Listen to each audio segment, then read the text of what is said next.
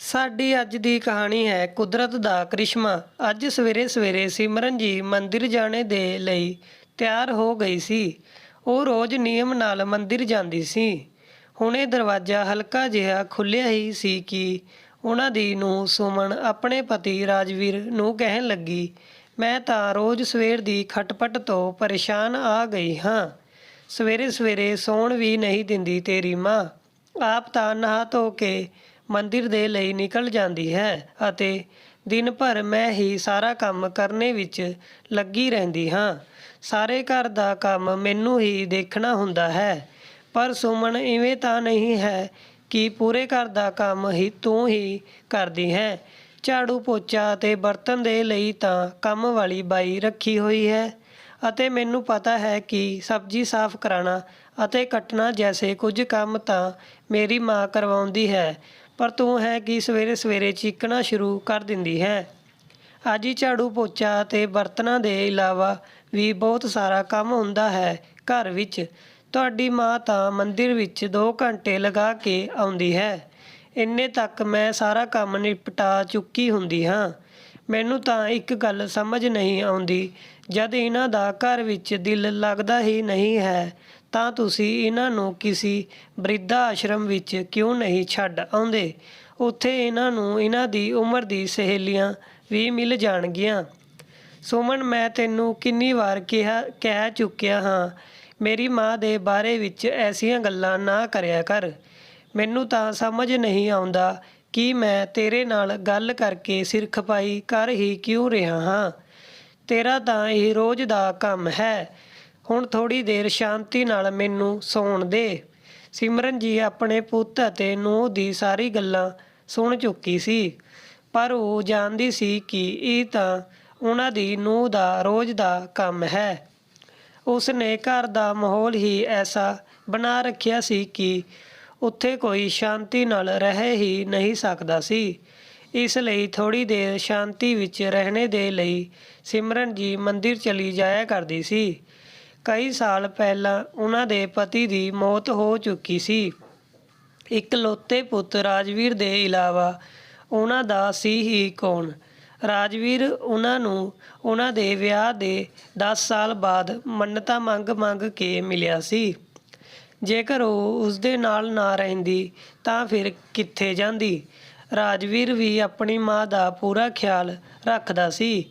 ਰਾਜਵੀਰ ਅਤੇ ਸੁਮਨ ਦਾ ਇੱਕ ਬੇਟਾ ਹੈ, ਸੋਨੂ, ਜਿਸ ਨੂੰ ਆਪਣੀ ਦਾਦੀ ਮਾਂ ਦਾ ਸਾਥ ਬਹੁਤ ਪਸੰਦ ਹੈ। ਪਰ ਰਾਜਵੀਰ ਦੀ ਪਤਨੀ ਸੁਮਨ ਨੂੰ ਆਪਣੀ ਸਾਸੂ ਮਾਂ ਫੂਟੀ ਅੱਖ ਨਹੀਂ ਸੁਹਾਉਂਦੀ। ਜਦ ਵੀ ਸਿਮਰਨ ਜੀ ਆਪਣੇ ਪੋਤੇ ਦੇ ਨਾਲ ਹੱਸਦੀ ਗੱਲਾਂ ਕਰਦੀ ਤਾਂ ਨੂੰਹ ਦੀ ਘੂਰਦੀ ਨਜ਼ਰਾਂ ਉਹਨਾਂ ਦੀ ਹੱਸੀ ਨੂੰ ਉੱਥੇ ਦਬਾ ਦਿੰਦੀ ਅਤੇ ਉਹ ਸਹਿਮ ਕੇ ਰਹਿ ਜਾਂਦੀ। ਸੋਨੂ ਆਪਣੀ ਦਾਦੀ ਨਾਲ ਇੰਨਾ ਜ਼ਿਆਦਾ ਪਿਆਰ ਕਰਦਾ ਸੀ ਕਿ ਇੱਕ ਪਲ ਵੀ ਉਹ ਉਹਨਾਂ ਦੇ ਬਿਨਾਂ ਬਿਤਾਉਣਾ ਨਹੀਂ ਚਾਹੁੰਦਾ ਸੀ। ਇਹ ਗੱਲ ਸੁਮਨ ਨੂੰ ਚੰਗੀ ਨਹੀਂ ਲੱਗਦੀ ਸੀ। ਰਾਜਵੀਰ ਜਦ ਵੀ ਸ਼ਾਮ ਨੂੰ ਦਫ਼ਤਰ ਤੋਂ ਮੁੜ ਕੇ ਆਉਂਦਾ ਤਾਂ ਅਕਸਰ ਉਸਦੇ ਸਾਹਮਣੇ ਇੱਕ ਹੀ ਰੱਟ ਲਗਾਏ ਰੱਖਦੀ ਕਿ ਮੈਂ ਤਾਂ ਤੁਹਾਡੀ ਮਾਂ ਦਾ ਕੰਮ ਕਰਦੇ ਕਰਦੇ ਥੱਕ ਚੁੱਕੀ ਹਾਂ। ਤੁਹਾਡੀ ਮਾਂ ਤਾਂ ਦਿਨ ਭਰ ਪਏ ਖੰਘਦੀ ਰਹਿੰਦੀ ਹੈ। ਹੁਣ ਮੈਨੂੰ ਇਹਨਾਂ ਤੋਂ ਛੁਟਕਾਰਾ ਚਾਹੀਦਾ। ਸਿਮਰਨ ਜੀ ਦੀ ਹਮੇਸ਼ਾ ਹੀ ਕੋਸ਼ਿਸ਼ ਰਹਿੰਦੀ ਕਿ ਉਹਨਾਂ ਦੀ ਨੂੰਹ ਪਰ ਕੰਮ ਦਾ ਬੋਝ ਘੱਟ ਤੋਂ ਘੱਟ ਰਹੇ। ਸਿਹਤ ਠੀਕ ਰਹਿੰਦੀ ਤਾਂ ਨੂੰਹ ਦੇ ਨਾਲ ਉਸਦੇ ਕੰਮ ਵਿੱਚ ਹੱਥ ਵਟਾ ਦਿਆ ਕਰਦੀ ਸੀ। ਜਦ ਵੀ ਕੰਮ ਵਾਲੀ ਬਾਈ ਛੁੱਟੀ ਪਰ ਰਹਿੰਦੀ ਤਾਂ ਬਿਨਾਂ ਦੇਰ ਕੀਤੇ ਬਰਤਨ ਵੀ ਸਾਫ਼ ਕਰ ਦਿਆ ਕਰਦੀ ਸੀ। ਪਰ ਨੂੰਹ ਪਰ ਤਾਂ ਜਿਵੇਂ ਉਹਨਾਂ ਨੂੰ ਬਿਰਧ ਆਸ਼ਰਮ ਭੇਜਣ ਦਾ ਭੂਤ ਸਵਾਰ ਹੋ ਗਿਆ ਸੀ, ਜਿਸ ਕਾਰਨ ਘਰ 'ਚ ਹਮੇਸ਼ਾ ਕਲੇਸ਼ ਦਾ ਮਾਹੌਲ ਬਣਿਆ ਰਹਿੰਦਾ ਸੀ। ਪਰ ਰਾਜਵੀਰ ਇਹ ਗੱਲ ਮੰਨਣੇ ਨੂੰ ਬਿਲਕੁਲ ਤਿਆਰ ਨਹੀਂ ਸੀ। ਇਸ ਤਰ੍ਹਾਂ ਹੀ ਕਾਫੀ ਸਮਾਂ ਬੀਤ ਗਿਆ। ਅੱਜ ਸੁਮਨ ਦੇ ਕੁਝ ਰਿਸ਼ਤੇਦਾਰ ਉਸਦੇ ਘਰ ਆਏ ਹੋਏ ਸੀ ਤਾਂ ਸਿਮਰਨ ਜੀ ਨੂੰ ਉਸ ਸਮੇਂ ਖੰਘ ਛਿੜ ਗਈ। ਉਹ ਕਾਫੀ ਦੇਰ ਜ਼ੋਰ ਨਾਲ ਖੰਘਦੀ ਰਹੀ। ਉਸ ਸਮੇਂ ਤਾਂ ਸੁਮਨ ਨੇ ਕੁਝ ਨਹੀਂ ਕਿਹਾ, ਪਰ ਰਾਤ ਨੂੰ ਜਦ ਰਾਜਵੀਰ ਘਰ ਆਇਆ ਤਾਂ ਸੁਮਨ ਨੇ ਫਿਰ ਤੋਂ ਹੰਗਾਮਾ ਸ਼ੁਰੂ ਕਰ ਦਿੱਤਾ ਅਤੇ ਜਿੱਦ ਠਾਣ ਲਈ ਕਿ ਹੁਣ ਉਹ ਸਾਸੂ ਮਾਂ ਜੀ ਨੂੰ ਬਿਰਧਾ ਆਸ਼ਰਮ ਭੇਜ ਕੇ ਹੀ ਦਮ ਲਵੇਗੀ। ਰਾਤ ਨੂੰ ਜਦ ਸਭ ਲੋਕ ਸੋ ਰਹੇ ਸੀ ਤਾਂ ਰਾਜਵੀਰ ਪਾਣੀ ਪੀਣੇ ਦੇ ਲਈ ਆਪਣੇ ਕਮਰੇ ਤੋਂ ਬਾਹਰ ਆਇਆ।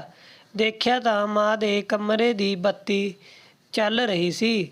ਰਾਜਵੀਰ ਨੇ ਅੰਦਰ ਜਾ ਕੇ ਦੇਖਿਆ ਤਾਂ ਉਸ ਦੀ ਮਾਂ ਕਿਸੇ ਗਹਿਰੀ ਸੋਚ ਵਿੱਚ ਗੁੰਮ ਸੀ। ਰਾਜਵੀਰ ਆਪਣੇ ਮਾਂ ਦੇ ਕੋਲ ਜਾ ਕੇ ਉਹਨਾਂ ਦੀ ਗੋਦ ਵਿੱਚ ਸਿਰ ਰੱਖ ਕੇ ਲੇਟ ਗਿਆ। ਕੀ ਹੋਇਆ ਮਾਂ, ਕੋਈ ਪਰੇਸ਼ਾਨੀ ਹੈ? ਪੁੱਤ, ਮੈਂ ਸੋਚ ਰਹੀ ਸੀ ਕਿ ਕੇਵਲ ਮੇਰੀ ਵਜ੍ਹਾ ਨਾਲ ਤੁਹਾਡੇ ਦੋਨਾਂ ਵਿੱਚ ਰੋਜ਼ ਕਲੇਸ਼ ਹੁੰਦਾ ਹੈ। ਘਰ ਦਾ ਵਾਤਾਵਰਨ ਬੋਝਲ ਹੋ ਚੁੱਕਿਆ ਹੈ। ਪੁੱਤ, ਮੈਂ ਤਾਂ ਆਪਣੀ ਜ਼ਿੰਦਗੀ ਜੀ ਚੁੱਕੀ ਹਾਂ।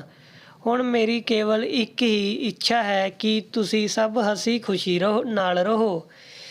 ਇਸ ਲਈ ਮੈਂ ਚਾਹੁੰਦੀ ਹਾਂ ਕਿ ਤੂੰ ਮੈਨੂੰ ਰਿਸ਼ੀਕੇਸ਼ ਦੇ ਬਿਰਧਾ ਆਸ਼ਰਮ ਵਿੱਚ ਛੱਡ ਆ। ਪਰ ਮਾਂ, ਮੈਂ ਜਿਉਂਦੇ ਜੀ ਤੁਹਾਨੂੰ ਆਪਣੇ ਆਪ ਤੋਂ ਅਲੱਗ ਕਿਵੇਂ ਕਰ ਸਕਦਾ ਹਾਂ? ਮੈਨੂੰ ਤਾਂ ਤੁਸੀਂ ਮੇਰੀ ਜਾਨ ਨਾਲੋਂ ਵੀ ਪਿਆਰੀ ਹੋ। ਅੱਜ ਮੈਂ ਜੋ ਕੁਝ ਵੀ ਹਾਂ ਸਿਰਫ ਤੁਹਾਡੀ ਮਿਹਨਤ ਦਾ ਫਲ ਹੈ। ਮੈਂ ਤੁਹਾਡੇ ਕਰਜ਼ ਤੋਂ ਕਦੀ ਮੁਕਤ ਨਹੀਂ ਹੋ ਸਕਦਾ। ਪਰ ਪੁੱਤ, ਇਸ ਘਰ ਦਾ ਕਲਾ ਭਰਾ ਵਾਤਾਵਰਨ ਮੈਨੂੰ ਰਾਸ ਨਹੀਂ ਆ ਰਿਹਾ। ਮੈਂ ਸਿਰਫ ਕੁਝ ਹੀ ਸਮੇਂ ਦੇ ਲਈ ਉੱਥੇ ਜਾਣਾ ਚਾਹੁੰਦੀ ਹਾਂ। ਜਦ ਇਸ ਘਰ ਦਾ ਵਾਤਾਵਰਨ ਸ਼ਾਂਤ ਹੋ ਜਾਵੇਗਾ ਤਾਂ ਤੂੰ ਮੈਨੂੰ ਵਾਪਿਸ ਲੈ ਆਉਣਾ। ਮੇਰੀ ਹਵਾ ਪਾਣੀ ਬਦਲ ਜਾਵੇਗੀ ਤਾਂ ਮੈਨੂੰ ਵੀ ਚੰਗਾ ਲੱਗੇਗਾ। ਅਤੇ ਅੱਜ ਕੱਲ੍ਹ ਤਾਂ ਬਿਰਧਾ ਆਸ਼ਰਮਾਂ ਵਿੱਚ ਚੰਗੀਆਂ ਸਹੂਲਤਾਂ ਦਿੱਤੀਆਂ ਜਾਂਦੀਆਂ ਹਨ। ਮੈਨੂੰ ਵੀ ਉੱਥੇ ਆਪਣੀ ਉਮਰ ਦੇ ਲੋਕ ਮਿਲ ਜਾਣਗੇ ਤਾਂ ਮੇਰਾ ਵੀ ਦਿਲ ਲੱਗਿਆ ਰਹੇਗਾ। ਤੁਹਾਨੂੰ ਜਦ ਵੀ ਮੇਰੀ ਯਾਦ ਆਵੇ ਤਾਂ ਮੇਰੇ ਨਾਲ ਮਿਲਣ ਆ ਜਾਣਾ। ਰਾਜਵੀਰ ਆਪਣੀ ਮਾਂ ਦੀ ਗੱਲ ਸੁਣਦੇ ਹੋਏ ਲਗਾਤਾਰ ਉਹਨਾਂ ਦੇ ਚਿਹਰੇ ਦੀ ਤਰਫ ਦੇਖ ਰਿਹਾ ਸੀ। ਉਹਨਾਂ ਦੇ ਚਿਹਰੇ ਪਰ ਮੁਸਕਰਾਹਟ ਸੀ, ਪਰ ਉਹਨਾਂ ਦੀ ਅੱਖਾਂ ਵਿੱਚ ਲੁਕਿਆ ਹੰਝੂਆਂ ਦਾ ਸੈਲਾਬ ਰਾਜਵੀਰ ਸਾਫ਼-ਸਾਫ਼ ਦੇਖ ਪਾ ਰਿਹਾ ਸੀ। ਹਾਲਾਤਾਂ ਨਾਲ ਮਜਬੂਰ ਰਾਜਵੀਰ ਜਾ ਕੇ ਵਾਪਿਸ ਆਪਣੇ ਬਿਸਤਰ ਪਰ ਲੇਟ ਗਿਆ। ਅੱਖਾਂ ਦੀ ਨੀਂਦ ਤਾਂ ਹੁਣ ਗਾਇਬ ਹੋ ਚੁੱਕੀ ਸੀ। ਮਾਂ ਦੇ ਬਾਰੇ ਵਿੱਚ ਸੋਚਦੇ ਰਾਜਵੀਰ ਅਤੀਤ ਦੇ ਪੰਨੇ ਪਲਟਣ ਲੱਗਾ। ਉਹ ਕਰੀਬ 5 ਸਾਲ ਦਾ ਹੀ ਸੀ ਤਦ ਉਸਦੇ ਪਿਤਾ ਦੀ ਮੌਤ ਹੋ ਗਈ ਸੀ। ਉਸਦੀ ਮਾਂ ਸਿਮਰਨਜੀਤ ਪਰ ਰਿਸ਼ਤੇਦਾਰਾਂ ਨੇ ਦੂਜਾ ਵਿਆਹ ਕਰਨੇ ਦਾ ਦਬਾਅ ਬਣਾਇਆ, ਪਰ ਉਹਨਾਂ ਨੇ ਫੈਸਲਾ ਲਿਆ ਕਿ ਉਹ ਦੂਜਾ ਵਿਆਹ ਨਾ ਕਰਕੇ ਆਪਣੇ ਪੁੱਤ ਰਾਜਵੀਰ ਦਾ ਹੀ ਪਾਲਣ ਪੋਸ਼ਣ ਕਰੇਗੀ ਅਤੇ ਆਪਣੇ ਪੁੱਤ ਨੂੰ ਮਾਂ ਅਤੇ ਪਿਤਾ ਦੋਵਾਂ ਦਾ ਪਿਆਰ ਦੇਵੇਗੀ। ਪੜ੍ਹੀ ਲਿਖੀ ਤਾਂ ਜ਼ਿਆਦਾ ਨਹੀਂ ਸੀ, ਪਰ ਖਾਣਾ ਬਹੁਤ ਚੰਗਾ ਬਣਾਉਂਦੀ ਸੀ। ਇਸ ਲਈ ਘਰ ਪਰ ਰਹਿ ਕੇ ਹੀ ਟਿਫਨ ਸਰਵਿਸ ਸ਼ੁਰੂ ਕੀਤੀ। ਨਾ ਸਵੇਰ ਦੇਖੀ ਨਾ ਸ਼ਾਮ, ਅਤੇ ਕੜੀ ਮਿਹਨਤ ਕਰਦੇ ਹੋਏ ਆਪਣੇ ਪੁੱਤ ਨੂੰ ਪੜ੍ਹਾਇਆ ਲਿਖਾਇਆ ਅਤੇ ਇਸ ਲਾਇਕ ਬਣਾਇਆ ਕਿ ਉਹ ਅੱਜ ਇੱਕ ਸਰਕਾਰੀ ਬੈਂਕ ਵਿੱਚ ਮੈਨੇਜਰ ਦੇ ਅਹੁਦੇ ਪਰ ਹੈ। ਰਾਜਵੀਰ ਨੇ ਆਪਣੀ ਮਾਂ ਦਾ ਸੰਘਰਸ਼ਮਈ ਜੀਵਨ ਦੇਖਿਆ ਸੀ, ਇਸ ਲਈ ਉਹ ਚਾਹੁੰਦਾ ਸੀ ਕਿ ਉਸਦੀ ਪਤਨੀ ਨੌਕਰੀ ਨਾ ਕਰਕੇ ਘਰ ਸੰਭਾਲੇ ਅਤੇ ਉਸਦੀ ਮਾਂ ਦੀ ਸੇਵਾ ਕਰੇ। ਪਰ ਰਾਜਵੀਰ ਦਾ ਇਹ ਮਾਂ ਵਾਲਾ ਪਿਆਰ ਸੁਮਨ ਨੂੰ ਬਿਲਕੁਲ ਵੀ ਪਸੰਦ ਨਹੀਂ ਸੀ, ਅਤੇ ਜਿਸ ਗੱਲ ਨੇ ਉਸ ਸੁਮਨ ਨੂੰ ਹੋਰ ਵੀ ਜ਼ਿਆਦਾ ਚਿੜਚਿੜਾ ਬਣਾ ਦਿੱਤਾ ਉਹ ਇਹ ਸੀ ਕਿ ਉਸਦਾ ਬੇਟਾ ਸੋਨੂ ਵੀ ਆਪਣੀ ਮਾਂ ਤੋਂ ਜ਼ਿਆਦਾ ਆਪਣੀ ਦਾਦੀ ਮਾਂ ਨੂੰ ਪਿਆਰ ਕਰਦਾ ਸੀ। ਇਸ ਸਭ ਦਾ ਪਰਿਣਾਮ ਇਹ ਹੋਇਆ ਕਿ ਸੁਮਨ ਆਏ ਦਿਨ ਆਪਣੀ ਸੱਸ ਪਰ ਕਟਾਕਸ਼ ਕਰਨ ਲੱਗੀ ਸੀ ਅਤੇ ਆਪਣੇ ਤੀਰ ਜੈਸੇ ਸ਼ਬਦਾਂ ਨਾਲ ਘਾਇਲ ਕਰਨ ਲੱਗੀ। ਸਿਮਰਨਜੀਤ ਸਹਿਨਸ਼ੀਲਤਾ ਦੀ ਮੂਰਤੀ ਸੀ, ਪਰੰਤੂ ਆਪਣੀ ਨੂੰਹ ਦੇ ਮੂੰਹ ਤੋਂ ਕਟਾਕਸ਼ ਸੁਣਦੇ ਸਿਮਰਨਜੀਤ ਦਾ ਅੰਤਰਮਨ ਹੌਲੀ-ਹੌਲੀ ਜਵਾਬ ਦੇਣ ਲੱਗਾ ਸੀ। ਹੌਲੀ-ਹੌਲੀ ਉਹ ਬਿਮਾਰ ਰਹਿਣ ਲੱਗੀ। ਅਕਸਰ ਖਾਂਸੀ ਕਰਦੇ ਹੋਏ ਉਹਨਾਂ ਨੂੰ ਉਲਟੀ ਹੋ ਜਾਂਦੀ ਸੀ। ਹੁਣ ਤਾਂ ਨੂੰਹ ਉਹਨਾਂ ਨੂੰ ਨਫ਼ਰਤ ਭਰੀ ਨਜ਼ਰਾਂ ਨਾਲ ਦੇਖਣ ਲੱਗੀ ਸੀ ਅਤੇ ਫੈਸਲਾ ਕਰ ਲਿਆ ਸੀ ਕਿ ਆਪਣੀ ਸੱਸ ਨੂੰ ਬਿਰਧਾ ਆਸ਼ਰਮ ਭੇਜ ਕੇ ਹੀ ਦਮ ਲਵੇਗੀ, ਜਿਸ ਦਾ ਨਤੀਜਾ ਇਹ ਹੋਇਆ ਕਿ ਸਿਮਰਨਜੀਤ ਹਾਰ ਕੇ ਆਪ ਹੀ ਬਿਰਧਾ ਆਸ਼ਰਮ ਜਾਣ ਦੇ ਲਈ ਤਿਆਰ ਹੋ ਗਈ।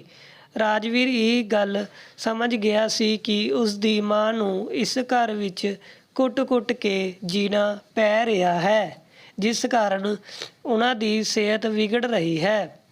ਹਾਲਾਤਾਂ ਤੋਂ ਹਾਰ ਕੇ ਰਾਜਵੀਰ ਆਪਣੀ ਮਾਂ ਨੂੰ ਬਿਰਧ-ਆਸ਼ਰਮ ਛੱਡਣੇ ਦੇ ਲਈ ਤਿਆਰ ਹੋ ਗਿਆ, ਪਰ ਸੋਨੂੰ ਆਪਣੀ ਦਾਦੀ ਦੀ ਬਿਰਧ-ਆਸ਼ਰਮ ਜਾਣੇ ਦੀ ਗੱਲ ਸੁਣਦੇ ਹੀ ਤੁਰੰਤ ਆਪਣੀ ਦਾਦੀ ਨੂੰ ਜੱਫੀ ਪਾ ਲਈ। ਮੈਂ ਆਪਣੀ ਦਾਦੀ ਨੂੰ ਕਿਤੇ ਨਹੀਂ ਜਾਣ ਦੇਵਾਂਗਾ, ਦਾਦੀ ਮੇਰੇ ਨਾਲ ਰਹੇਗੀ। ਚੀਕਦੇ ਹੋਏ ਉਹ ਜ਼ੋਰ-ਜ਼ੋਰ ਨਾਲ ਰੋਣ ਲੱਗਾ।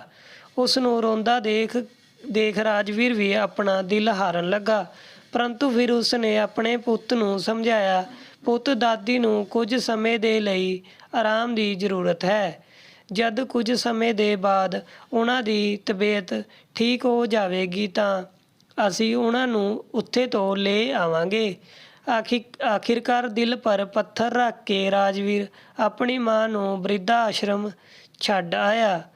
ਸਿਮਰਨ ਜੀ ਦੇ ਘਰ ਤੋਂ ਜਾਣ ਦੇ ਬਾਅਦ ਰਾਜਵੀਰ ਅਤੇ ਸੋਨੂੰ ਬਹੁਤ ਉਦਾਸ ਹੋ ਗਏ, ਪਰੰਤੂ ਸੁਮਨ ਦੀ ਖੁਸ਼ੀ ਦਾ ਕੋਈ ਟਿਕਾਣਾ ਨਹੀਂ ਸੀ। ਸੋਨੂੰ ਹਰ ਰੋਜ਼ ਸਕੂਲ ਤੋਂ ਆਉਣ ਦੇ ਬਾਅਦ ਆਪਣੀ ਦਾਦੀ ਦੇ ਕਮਰੇ ਵਿੱਚ ਬੈਠਾ ਰਹਿੰਦਾ। ਸੁਮਨ ਉਸ ਨੂੰ ਬਹੁਤ ਮਨਾਉਂਦੀ ਕਿ ਉਹ ਉਸਦੇ ਕੋਲ ਆ ਕੇ ਬੈਠੇ, ਪਰੰਤੂ ਉਹ ਇਕੱਲਾ ਹੀ ਬੈਠਣਾ ਪਸੰਦ ਕਰਦਾ ਸੀ। ਉਸ ਦਿਨ ਦੇ ਬਾਅਦ ਤੋਂ ਰਾਜਵੀਰ ਵੀ ਆਪਣੀ ਨੌਕਰੀ ਵਿੱਚ ਹੋਰ ਜ਼ਿਆਦਾ ਵਿਅਸਤ ਹੋ ਗਿਆ ਅਤੇ ਇੱਕ ਮਹੀਨਾ ਕਦ ਬੀਤ ਗਿਆ ਪਤਾ ਹੀ ਨਹੀਂ ਚੱਲਿਆ। ਬਹੁਤ ਵਾਰ ਰਾਜਵੀਰ ਸੋਚਦਾ ਕਿ ਜਾ ਕੇ ਆਪਣੀ ਮਾਂ ਨੂੰ ਵਾਪਸ ਲੈ ਕੇ ਆਵੇ, ਪਰ ਫਿਰ ਕਿਸੇ ਨਾ ਕਿਸੇ ਕੰਮ ਵਿੱਚ ਵਿਅਸਤ ਹੋ ਜਾਂਦਾ। ਇਵੇਂ ਕਰਦੇ 3 ਮਹੀਨੇ ਬੀਤ ਗਏ ਅਤੇ ਇੱਕ ਦਿਨ ਬਿਰਧ-ਆਸ਼ਰਮ ਤੋਂ ਰਾਜਵੀਰ ਦੇ ਕੋਲ ਫੋਨ ਆਇਆ, ਮਿਸਟਰ ਰਾਜਵੀਰ, ਤੁਹਾਡੀ ਮਾਤਾ ਸ਼੍ਰੀਮਤੀ ਸਿਮਰਨ ਦਾ ਬੀਤੀ ਰਾਤ ਦਿਲ ਦਾ ਦੌਰਾ ਪੈਣ ਕਾਰਨ ਮੌਤ ਹੋ ਗਈ ਹੈ। ਤੁਸੀਂ ਤੁਰੰਤ ਆਸ਼ਰਮ ਪਹੁੰਚ ਜਾਵੋ। ਇਹ ਗੱਲ ਸੁਣਦੇ ਹੀ ਰਾਜਵੀਰ ਸੁੰਨ ਰਹਿ ਗਿਆ ਅਤੇ ਆਪਣਾ ਸਿਰ ਫੜ ਕੇ ਜ਼ਮੀਨ ਪਰ ਬੈਠ ਗਿਆ। ਰੋਂਦੇ ਹੋਏ ਬੋਲਣ ਲੱਗਾ, ਕਿੰਨਾ ਬੇਰਹਿਮ ਸੀ ਮੈਂ, ਜੋ ਆਪਣੀ ਮਾਂ ਨੂੰ ਹੀ ਬਿਰਧ-ਆਸ਼ਰਮ ਛੱਡ ਕੇ ਆ ਗਿਆ ਅਤੇ ਉਹਨਾਂ ਨੂੰ ਵਾਪਿਸ ਲੈ ਕੇ ਆਉਣਾ ਤਾਂ ਦੂਰ, ਮੈਂ ਤਾਂ ਉਹਨਾਂ ਨੂੰ ਨਾਲ ਮਿਲਣੇ ਤੱਕ ਦਾ ਸਮਾਂ ਨਾ ਕੱਢ ਸਕਿਆ। ਮੈਂ ਉਸ ਮਾਂ ਨੂੰ ਕਿਵੇਂ ਭੁੱਲ ਗਿਆ ਜਿਸ ਨੇ ਮੇਰੇ ਲਈ ਆਪਣੀ ਸਾਰੀ ਜ਼ਿੰਦਗੀ ਕੁਰਬਾਨ ਕਰ ਦਿੱਤੀ, ਜਿਸ ਦੀ ਗੋਦ ਵਿੱਚ ਸਿਰ ਰੱਖਦੇ ਹੀ ਮੈਂ ਸਾਰੀ ਦੁਨੀਆ ਦੀ ਪਰੇਸ਼ਾਨੀਆਂ ਨੂੰ ਭੁੱਲ ਜਾਂਦਾ ਸੀ। ਸਾਖਸਾਤ ਰੱਬ ਦਾ ਰੂਪ ਸੀ ਮੇਰੀ ਮਾਂ, ਅਤੇ ਅਜਿਹੀ ਸਤਿਕਾਰਯੋਗ ਮਾਂ ਦੀ ਜ਼ਿੰਦਗੀ ਦੇ ਆਖਰੀ ਪੜਾਅ ਵਿੱਚ ਮੈਂ ਉਹਨਾਂ ਦੇ ਨਾਲ ਨਹੀਂ ਸੀ। ਮੈਂ ਇਹ ਅਨਰਥ ਕਿਵੇਂ ਕਰ ਬੈਠਾ। ਰਾਜਵੀਰ ਦੀ ਅੱਖਾਂ ਤੋਂ ਲਗਾਤਾਰ ਹੰਝੂ ਵਹਿ ਰਹੇ ਸੀ। ਉਸੀ ਸਮੇਂ ਸੁਮਨ ਵੀ ਬਾਜ਼ਾਰ ਤੋਂ ਵਾਪਸ ਮੁੜ ਆਈ। ਦੇਖਿਆ ਤਾਂ ਰਾਜਵੀਰ ਨਿਢਾਲ ਜਿਹਾ ਜ਼ਮੀਨ ਪਰ ਪਿਆ ਹੋਇਆ ਲਗਾਤਾਰ ਹੰਝੂ ਵਹਾ ਰਿਹਾ ਸੀ। ਸੁਮਨ ਉਸ ਨੂੰ ਦੇਖ ਕੇ ਘਬਰਾ ਗਈ ਅਤੇ ਉਸ ਨੂੰ ਪੁੱਛਣ ਲੱਗੀ, ਕੀ ਹੋ ਗਿਆ, ਤੁਸੀਂ ਰੋ ਕਿਉਂ ਰਹੇ ਹੋ।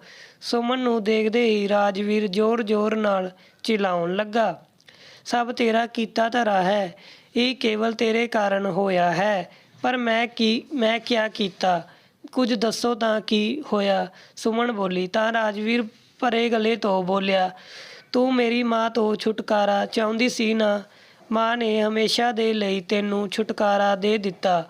ਮਾਂ ਇਹ ਦੁਨੀਆ ਛੱਡ ਕੇ ਹਮੇਸ਼ਾ ਦੇ ਲਈ ਚਲੀ ਗਈ ਹੈ। ਇਹ ਸੁਣਦੇ ਹੀ ਸੁਮਨ ਨੂੰ ਝਟਕਾ ਲੱਗਿਆ ਅਤੇ ਸੋਨੂੰ ਹੀ ਸੁਣਦੇ ਹੀ ਜ਼ੋਰ ਨਾਲ ਰੋਣ ਲੱਗਾ। ਸੁਮਨ ਰਾਜਵੀਰ ਤੋਂ ਮਾਫ਼ੀ ਮੰਗਦੇ ਹੋਏ ਉਸ ਨੂੰ ਦਿਲਾਸਾ ਦੇਣ ਲੱਗੀ, ਸਾਨੂੰ ਜਲਦੀ ਰਿਸ਼ੀਕੇਸ਼ ਦੇ ਲਈ ਨਿਕਲਣਾ ਹੋਵੇਗਾ, ਪਰ ਬਾਹਰ ਤੇਜ਼ ਬਰਸਾਤ ਹੈ, ਜਿਵੇਂ ਹੀ ਬਾਰਿਸ਼ ਘੱਟ ਹੋਵੇਗੀ ਅਸੀਂ ਚੱਲ ਪਵਾਂਗੇ। ਪਰ ਬਾਰਿਸ਼ ਹਰ ਬੀਤੇ ਪਲ ਦੇ ਨਾਲ ਤੇਜ਼ ਹੁੰਦੀ ਜਾ ਰਹੀ ਸੀ। ਰਾਜਵੀਰ ਨੇ ਸਮੇਂ ਬਰਬਾਦ ਨਾ ਕਰਦੇ ਹੋਏ ਡਰਾਈਵਰ ਨੂੰ ਫੋਨ ਕੀਤਾ ਅਤੇ ਉਸ ਨੂੰ ਕਿਹਾ ਕਿ ਉਹਨਾਂ ਨੂੰ ਜਲਦੀ ਤੋਂ ਜਲਦੀ ਰਿਸ਼ੀਕੇਸ਼ ਪਹੁੰਚਣਾ ਹੈ। ਪਰ ਡਰਾਈਵਰ ਨੇ ਕਿਹਾ ਕਿ ਰਿਸ਼ੀਕੇਸ਼ ਦੇ ਪੂਰੇ ਰਸਤੇ ਵਿੱਚ ਭਾਰੀ ਮੀਂਹ ਪੈ ਰਿਹਾ ਹੈ। ਪਾਣੀ ਭਰ ਜਾਣ ਦੇ ਕਾਰਨ ਪੂਰਾ ਰਸਤਾ ਰੁਕਿਆ ਹੋਇਆ ਹੈ। ਹੜ੍ਹ ਵਰਗੀ ਸਥਿਤੀ ਬਣੀ ਹੋਈ ਹੈ। ਇਹੋ ਜਿਹੇ ਵਿੱਚ ਘਰ ਤੋਂ ਬਾਹਰ ਨਿਕਲਣ ਦਾ ਮਤਲਬ ਹੈ ਕਿਸੇ ਮੁਸੀਬਤ ਨੂੰ ਬੁਲਾਵਾ ਦੇਣਾ। ਸਾਨੂੰ ਕੁਝ ਦੇਰ ਦੇ ਲਈ ਬਾਰਿਸ਼ ਘੱਟ ਹੋਣ ਦਾ ਇੰਤਜ਼ਾਰ ਕਰਨਾ ਪਵੇਗਾ। ਦੂਜੇ ਪਾਸੇ ਬਿਰਧਾ ਆਸ਼ਰਮ ਤੋਂ ਰਾਜਵੀਰ ਦੇ ਕੋਲ ਦੁਬਾਰਾ ਫੋਨ ਆਇਆ ਕਿ ਜੇਕਰ ਉਹ ਲੋਕ ਸਵੇਰ ਤੱਕ ਨਹੀਂ ਪਹੁੰਚਦੇ ਹਨ ਤਾਂ ਆਸ਼ਰਮ ਦੇ ਅਧਿਕਾਰੀ ਹੀ ਖੁਦ ਸਿਮਰਨ ਜੀ ਦਾ ਅੰਤਿਮ ਸੰਸਕਾਰ ਕਰ ਦੇਣਗੇ। ਪਰ ਬਾਰਿਸ਼ ਘੱਟ ਹੋਣ ਦਾ ਨਾਮ ਹੀ ਨਹੀਂ ਲੈ ਰਹੀ ਸੀ। ਦੁਖੀ ਮਨ ਤੋਂ ਰਾਜਵੀਰ ਬੈਠਿਆ ਹੋਇਆ ਇਹ ਸੋਚਦਾ ਰਿਹਾ ਕਿ ਕਦ ਬਾਰਿਸ਼ ਘੱਟ ਹੋ ਅਤੇ ਕਦ ਉਹ ਇੱਥੇ ਤੋਂ ਚੱਲਣ। ਪਛਤਾਵੇ ਨਾਲ ਭਰਿਆ ਉਹ ਕੇਵਲ ਉਸੇ ਸਮੇਂ ਨੂੰ ਕੋਸ ਰਿਹਾ ਸੀ ਜਦ ਉਹ ਆਪਣੀ ਮਾਂ ਨੂੰ ਬਿਰਧਾ ਆਸ਼ਰਮ ਵਿੱਚ ਛੱਡ ਆਇਆ ਸੀ। ਸਾਰੀ ਰਾਤ ਬੀਤ ਗਈ ਅਤੇ ਸਵੇਰ ਹੋ ਚੁੱਕੀ ਸੀ, ਪਰ ਹੁਣ ਤੱਕ ਭਾਰੀ ਬਾਰਿਸ਼ ਨਹੀਂ ਰੁਕੀ ਸੀ। ਜਦ ਸਵੇਰ ਤੱਕ ਉਹਨਾਂ ਦਾ ਜਾਣਾ ਸੰਭਵ ਨਹੀਂ ਹੋ ਪਾਇਆ ਤਾਂ ਆਸ਼ਰਮ ਵਿੱਚ ਉਹਨਾਂ ਦੀ ਮਾਂ ਦਾ ਸੰਸਕਾਰ ਕਰ ਦਿੱਤਾ ਗਿਆ। 2 ਦਿਨ ਬਾਅਦ ਰਾਜਵੀਰ ਆਪਣੇ ਪਰਿਵਾਰ ਦੇ ਨਾਲ ਆਸ਼ਰਮ ਪਹੁੰਚਿਆ ਅਤੇ ਆਪਣੀ ਮਾਂ ਦੀ ਅਸਥੀਆਂ ਗੰਗਾ 'ਚ ਪ੍ਰਵਾਹ ਕਰਕੇ ਰੋਂਦੇ ਕਲਪਦੇ ਖਾਲੀ ਹੱਥ ਵਾਪਿਸ ਆ ਗਿਆ। ਘਰ ਆ ਕੇ ਰਾਜਵੀਰ ਅਤੇ ਸੁਮਨ ਬਹੁਤ ਦੁਖੀ ਸੀ। ਰਾਜਵੀਰ ਦਾ ਕਿਸੇ ਕੰਮ ਵਿੱਚ ਮਨ ਨਹੀਂ ਲੱਗ ਰਿਹਾ ਸੀ, ਪਰ ਇਸ ਘਟਨਾ ਨੇ ਤਾਂ ਸੋਨੂ ਨੂੰ ਤਾਂ ਹਿਲਾ ਕੇ ਰੱਖ ਦਿੱਤਾ। ਉਸ ਦਾ ਬਚਪਨ ਜਿਵੇਂ ਕਿਤੇ ਗੁੰਮ ਜਿਹਾ ਹੋ ਗਿਆ। ਉਸਦੀ ਮਾਂ ਜੋ ਸਬਜ਼ੀ ਬਣਾ ਕੇ ਦਿੰਦੀ ਉਹ ਖਾ ਲੈਂਦਾ, ਜਿੱਥੇ ਬੈਠਣੇ ਨੂੰ ਕਹਿੰਦੀ ਉੱਥੇ ਬੈਠ ਜਾਂਦਾ। ਉਹ ਗੁੰਮਸੁੰਮ ਜਿਹਾ ਸਾਰੇ ਕੰਮ ਕਰਦੇ ਜਾ ਰਿਹਾ ਸੀ, ਪਰ ਜਦ ਵੀ ਪੜ੍ਹਾਈ ਕਰਨ ਬੈਠਦਾ ਤਾਂ ਉਸਦਾ ਮਨ ਨਹੀਂ ਲੱਗਦਾ ਸੀ। ਕਿਤਾਬ ਚੱਕ ਕੇ ਬੈਠਾ ਰਹਿੰਦਾ, ਪਰੰਤੂ ਇੱਕ ਅੱਖਰ ਵੀ ਨਹੀਂ ਪੜ੍ਹ ਪਾਉਂਦਾ ਸੀ। ਇੱਕ ਦਿਨ ਸੋਨੂ ਜਦ ਸਕੂਲ ਤੋਂ ਘਰ ਵਾਪਿਸ ਆਇਆ ਤਾਂ ਆ ਕੇ ਬਿਸਤਰ ਪਰ ਨਿਢਾਲ ਜਿਹਾ ਗਿਰ ਗਿਆ। ਸੁਮਨ ਨੇ ਦੇਖਿਆ ਤਾਂ ਉਸ ਨੂੰ ਬੁਖਾਰ ਸੀ। ਥਰਮਾਮੀਟਰ ਲਗਾਣੇ ਪਰ ਪਤਾ ਚੱਲਿਆ ਕਿ ਬੁਖਾਰ 104 ਡਿਗਰੀ ਸੀ। ਸੁਮਨ ਘਬਰਾ ਗਈ ਅਤੇ ਤੁਰੰਤ ਰਾਜਵੀਰ ਨੂੰ ਫੋਨ ਕੀਤਾ। ਜਲਦੀ ਨਾਲ ਉਸ ਨੂੰ ਡਾਕਟਰ ਦੇ ਕੋਲ ਲੈ ਕੇ ਗਏ ਅਤੇ ਦਵਾਈ ਦਿੱਤੀ, ਪਰੰਤੂ ਬੁਖਾਰ ਤਾਂ ਉਤਰਨੇ ਦਾ ਨਾਮ ਹੀ ਨਹੀਂ ਲੈ ਰਿਹਾ ਸੀ। ਹਮੇਸ਼ਾ 103-104 ਡਿਗਰੀ ਦੇ ਕੋਲ ਰਹਿ ਕੇ ਸੋਨੂ ਨੀਂਦ ਵਿੱਚ ਵੀ ਦਾਦੀ ਮਾਂ ਨੂੰ ਬੁਲਾਉਂਦਾ ਰਹਿੰਦਾ। ਕਰੀਬ 1 ਹਫ਼ਤੇ ਤੱਕ ਵੀ ਦਵਾਈਆਂ ਨੇ ਅਸਰ ਨਹੀਂ ਕੀਤਾ ਤਾਂ ਉਹ ਦੋਵੇਂ ਸੋਨੂ ਨੂੰ ਮਨੋਵਿਗਿਆਨੀ ਕੋਲ ਲੈ ਗਏ। ਸੋਨੂ ਹਮੇਸ਼ਾ ਬੁੜਬੁੜਾਉਂਦਾ ਰਹਿੰਦਾ, ਦਾਦੀ ਤੁਸੀਂ ਮੇਰੇ ਕੋਲ ਵਾਪਿਸ ਆ ਜਾਓ, ਤੁਸੀਂ ਮੇਰੇ ਕੋਲ ਰਹੋਗੇ। ਉਸਦੀ ਦਿਮਾਗੀ ਹਾਲਤ ਨੂੰ ਦੇਖਦੇ ਹੋਏ ਡਾਕਟਰ ਨੇ ਕਿਹਾ, ਬੱਚੇ ਦੇ ਦਿਮਾਗ ਪਰ ਬਹੁਤ ਬੁਰਾ ਅਸਰ ਪਿਆ ਹੈ। ਕੀ ਹੁਣ ਇਸ ਦੀ ਦਾਦੀ ਜੀ ਇਸ ਦੇ ਕੋਲ ਨਹੀਂ ਰਹਿੰਦੀ? ਰਾਜਵੀਰ ਨੇ ਦਾਦੀ ਜੀ ਦੇ ਰਿਸ਼ੀਕੇਸ਼ ਛੱਡਣੇ ਤੋਂ ਲੈ ਕੇ ਹੁਣ ਤੱਕ ਦੀ ਸਾਰੀ ਕਹਾਣੀ ਡਾਕਟਰ ਸਾਹਿਬ ਨੂੰ ਦੱਸੀ ਅਤੇ ਦੱਸਿਆ ਕਿਸੇ ਵੀ ਪ੍ਰਕਾਰ ਨਾਲ ਬੱਚੇ ਦੀ ਹਾਲਤ ਵਿੱਚ ਕੋਈ ਸੁਧਾਰ ਨਹੀਂ ਆ ਰਿਹਾ। ਉਹਨਾਂ ਦੀ ਗੱਲ ਸੁਣ ਕੇ ਡਾਕਟਰ ਨੇ ਉਹਨਾਂ ਨੂੰ ਕਿਹਾ, ਦੇਖੋ ਮੈਂ ਜਾਣਦਾ ਹਾਂ ਕਿ ਤੁਹਾਡੇ ਲਈ ਥੋੜ੍ਹਾ ਮੁਸ਼ਕਿਲ ਹੋਵੇਗਾ, ਪਰ ਇਸ ਸਮੱਸਿਆ ਤੋਂ ਨਿਪਟਣੇ ਦਾ ਕੇਵਲ ਇੱਕ ਹੀ ਹੱਲ ਹੈ। ਤੁਹਾਨੂੰ ਕਿਸੇ ਬੁੱਢੀ ਮਹਿਲਾ ਨੂੰ ਸੋਨੂ ਦੀ ਦਾਦੀ ਬਣਾ ਕੇ ਲਿਆਉਣਾ ਹੋਵੇਗਾ ਅਤੇ ਉਹਨੂੰ ਆਪਣੇ ਘਰ ਵਿੱਚ ਰੱਖਣਾ ਹੋਵੇਗਾ ਜਦੋਂ ਤੱਕ ਸੋਨੂ ਪੂਰੀ ਤਰ੍ਹਾਂ ਠੀਕ ਨਹੀਂ ਹੋ ਜਾਂਦਾ। ਡਾਕਟਰ ਸਾਹਿਬ ਦੁਆਰਾ ਦੱਸੀ ਗਈ ਯੋਜਨਾ ਰਾਜਵੀਰ ਅਤੇ ਸੁਮਨ ਨੂੰ ਕੁਝ ਅਜੀਬ ਜਿਹੀ ਲੱਗੀ, ਪਰ ਉਹ ਆਪਣੇ ਬੱਚੇ ਦੇ ਜੀਵਨ ਦੇ ਲਈ ਕੁਝ ਵੀ ਕਰਨੇ ਨੂੰ ਤਿਆਰ ਸੀ। ਕਾਫੀ ਕੋਸ਼ਿਸ਼ ਦੇ ਬਾਅਦ ਵੀ ਕੋਈ ਬੁੱਢੀ ਮਹਿਲਾ ਨਹੀਂ ਮਿਲੀ ਜੋ ਸੋਨੂ ਦੀ ਦਾਦੀ ਬਣ ਸਕੇ। ਫਿਰ ਸੁਮਨ ਨੇ ਰਾਜਵੀਰ ਨੂੰ ਕਿਹਾ, ਕਿਉਂ ਨਾ ਕਿਸੇ ਬਿਰਧਾ ਆਸ਼ਰਮ ਤੋਂ ਦਾਦੀ ਜੀ ਦਾ ਇੰਤਜ਼ਾਮ ਕੀਤਾ ਜਾਵੇ। ਵਿਧੀ ਦਾ ਵਿਧਾਨ ਤਾਂ ਦੇਖੋ। ਜੋ ਸੁਮਨ ਸੋਨੂ ਦੀ ਸਗੀ ਦਾਦੀ ਨੂੰ ਬੋਝ ਸਮਝ ਕੇ ਬਿਰਧਾ ਆਸ਼ਰਮ ਛੱਡ ਕੇ ਆਈ ਸੀ, ਅੱਜ ਉਹੀ ਸੁਮਨ ਆਪਣੇ ਪੁੱਤ ਦੇ ਜੀਵਨ ਦੀ ਖਾਤਰ ਕਿਸੇ ਹੋਰ ਮਹਿਲਾ ਨੂੰ ਬਿਰਧਾ ਆਸ਼ਰਮ ਤੋਂ ਲਿਆਉਣੇ ਦੇ ਲਈ ਤਿਆਰ ਹੋ ਗਈ। ਡਾਕਟਰ ਦੀ ਮਦਦ ਨਾਲ ਦਿੱਲੀ ਦੇ ਇੱਕ ਬਿਰਧਾ ਆਸ਼ਰਮ ਦੇ ਸੰਚਾਲਕਾਂ ਨਾਲ ਗੱਲ ਕੀਤੀ। ਉਹਨਾਂ ਨੇ ਦੱਸਿਆ ਕਿ ਕੁਝ ਦਿਨ ਪਹਿਲਾਂ ਹੀ ਇੱਕ ਬਿਰਧਾ ਉਹਨਾਂ ਦੇ ਆਸ਼ਰਮ ਵਿੱਚ ਆਈ ਹੈ, ਜਿਨ੍ਹਾਂ ਦਾ ਕੋਈ ਸਗਾ ਸੰਬੰਧੀ ਕਦੇ ਮਿਲਣੇ ਨਹੀਂ ਆਇਆ। ਕੁਝ ਸਮਾਂ ਪਹਿਲਾਂ ਉਹਨਾਂ ਨੂੰ ਸਿਰ ਵਿੱਚ ਸੱਟ ਲੱਗੀ ਸੀ, ਜਿਸ ਵਜ੍ਹਾ ਨਾਲ ਉਹਨਾਂ ਦੀ ਯਾਦਾਸ਼ਤ ਜਾ ਚੁੱਕੀ ਹੈ। ਜੇਕਰ ਤੁਸੀਂ ਇਹਨਾਂ ਨੂੰ ਘਰ ਵਿੱਚ ਰੱਖੋਗੇ ਤਾਂ ਤੁਹਾਨੂੰ ਕੋਈ ਅਸੁਵਿਧਾ ਨਹੀਂ ਹੋਵੇਗੀ। ਉਹ ਬਹੁਤ ਹੀ ਹਸਮੁਖ ਹਨ। ਰਾਜਵੀਰ ਡਾਕਟਰ ਸਾਹਿਬ ਦੇ ਨਾਲ ਰਾਧਾ ਜੀ ਨੂੰ ਨਾਲ ਮਿਲਣ ਗਿਆ, ਜੋ ਕਿ ਦਾਦੀ ਬਣ ਰਹੀ ਹੈ, ਤਾਂ ਦੇਖਿਆ ਕਿ ਉਹ ਬਹੁਤ ਮੋਟੀ ਹੈ। ਉਹਨਾਂ ਦੇ ਸਿਰ ਦੇ ਵਾਲ ਵੀ ਛੋਟੇ ਸੀ ਅਤੇ ਉਹ ਚਸ਼ਮਾ ਲਗਾਉਂਦੀ ਹੈ। ਉਹਨਾਂ ਦੇ ਚਿਹਰੇ ਪਰ ਕੁਝ ਸੱਟ ਦੇ ਨਿਸ਼ਾਨ ਸੀ।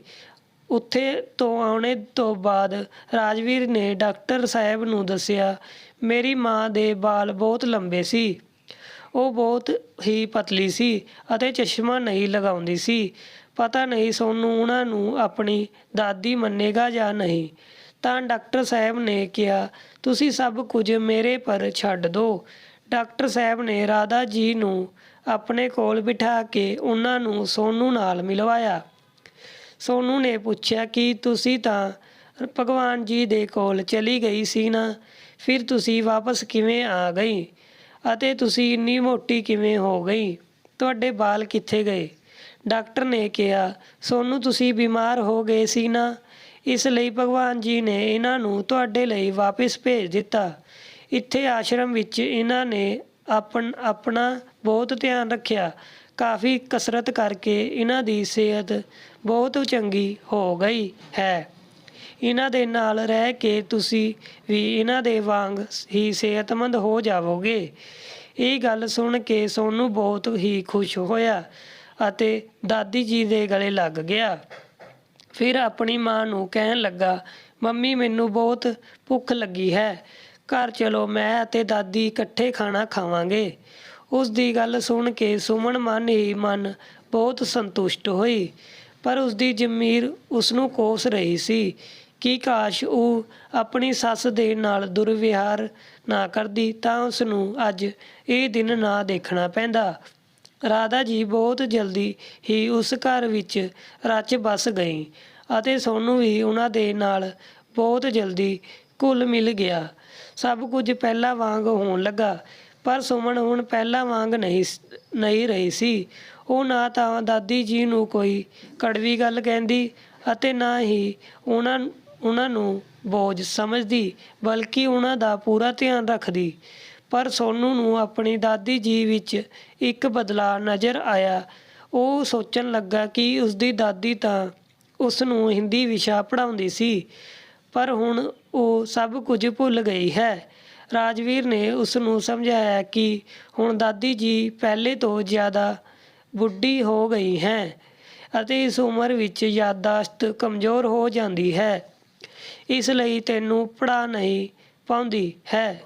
ਫਿਰ ਸੋਨੂੰ ਕਹਿਣ ਲੱਗਾ, ਕੋਈ ਗੱਲ ਨਹੀਂ ਪਾਪਾ, ਫਿਰ ਵੀ ਮੈਂ ਬਹੁਤ ਖੁਸ਼ ਹਾਂ।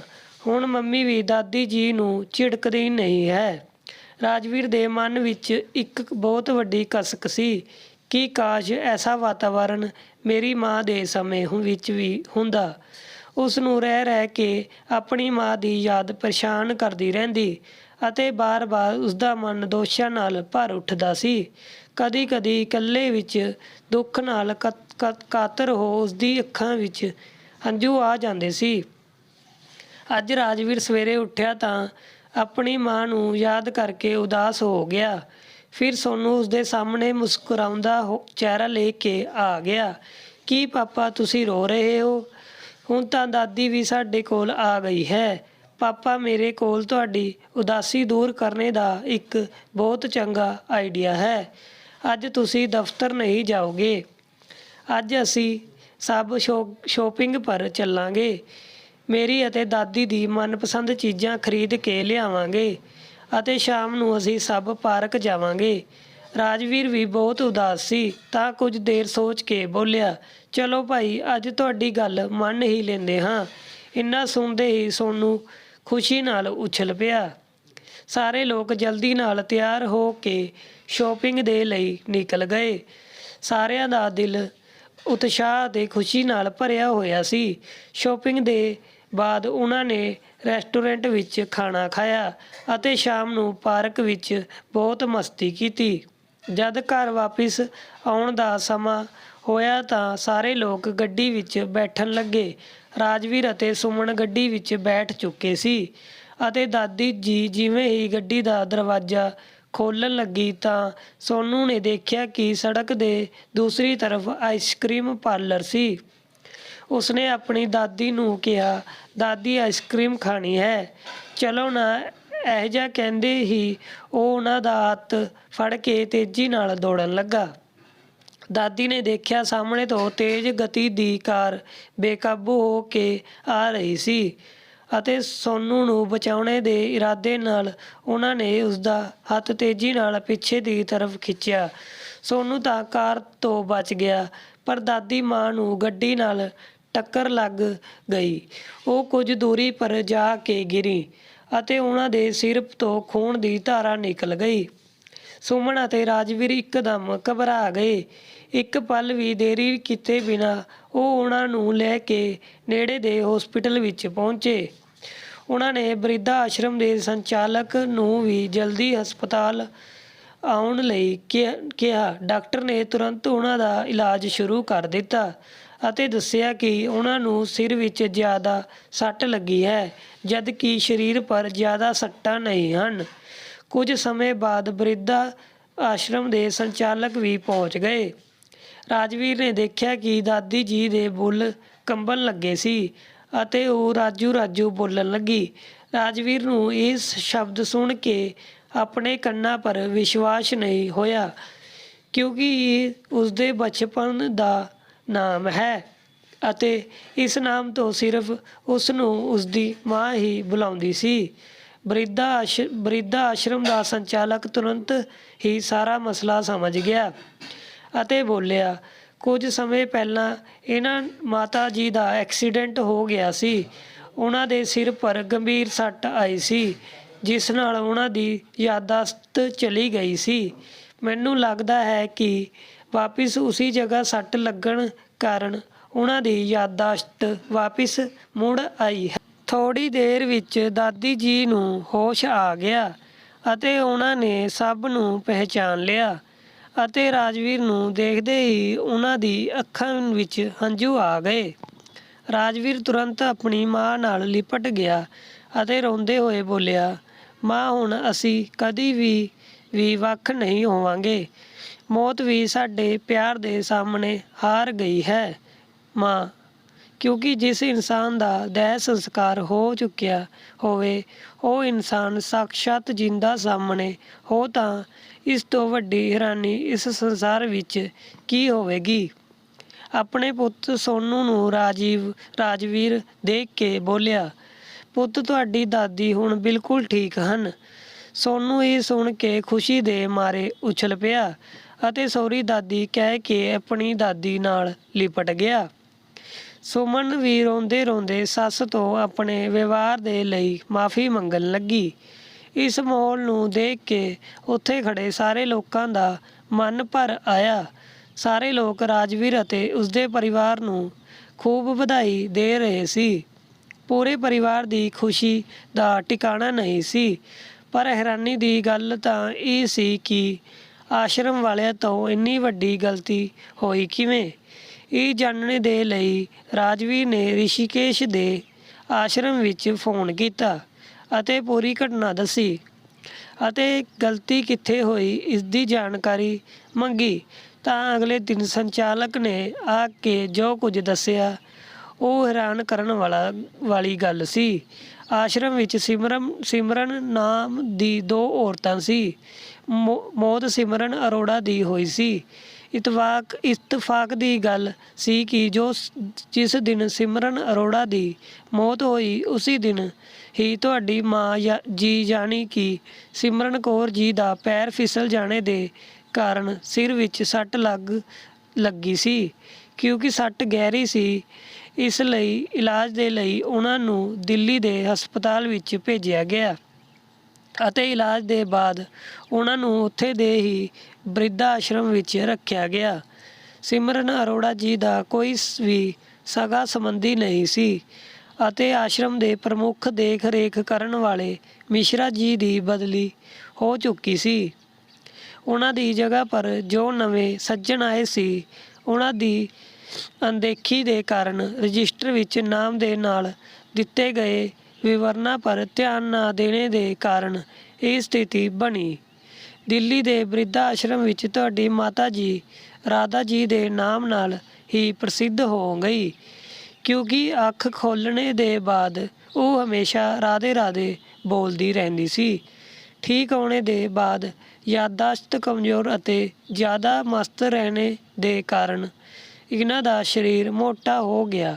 ਚਿਹਰੇ ਪਰ ਸੱਟ ਲੱਗੀ ਸੀ, ਇਸ ਲਈ ਚਿਹਰੇ ਪਰ ਨਿਸ਼ਾਨ ਪੈ ਗਏ ਅਤੇ ਸਿਰ ਪਰ ਸੱਟ ਲੱਗਣੇ ਦੇ ਕਾਰਨ ਇਹਨਾਂ ਦੇ ਵਾਲ ਵੀ ਛੋਟੇ ਕਰ ਦਿੱਤੇ ਗਏ।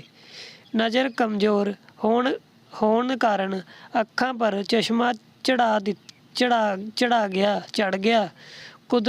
ਕੁਦਰਤ ਦਾ ਇਹ ਕਰਿਸ਼ਮਾ ਦੇਖ ਕੇ ਸਭ ਲੋਕ ਹੱਕੇ ਬੱਕੇ ਰਹਿ ਗਏ। ਉਹਨਾਂ ਨੇ ਸੁਪਨੇ ਵਿੱਚ ਵੀ ਕਲਪਨਾ ਨਹੀਂ ਕੀਤੀ ਸੀ ਕਿ ਉਹਨਾਂ ਦੀ ਉਸ ਮਾਂ ਜਿਸ ਦਾ ਉਹ ਅਸਥੀ ਵਿਸਰਜਨ ਵੀ ਕਰ ਆਏ ਸੀ, ਉਹਨਾਂ ਨੂੰ ਜਿੰਦਾ ਮਿਲੇਗੀ।